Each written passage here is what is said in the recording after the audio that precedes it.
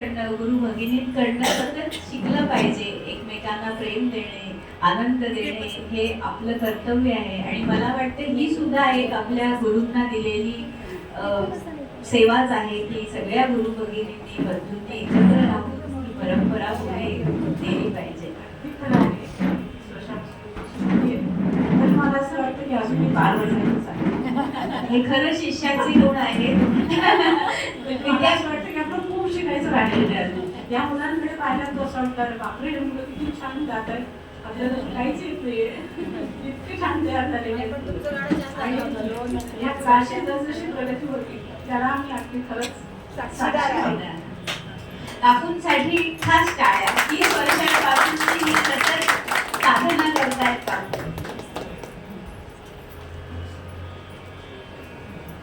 आता मी पुढील सेवा सादर करण्यासाठी सोहम अहिवाड यांना विनंती करते, त्यांचं स्वागत करते. राग यमन सादर करणार आहे सोहम. माझा मोबाईल नाही हा तुमचा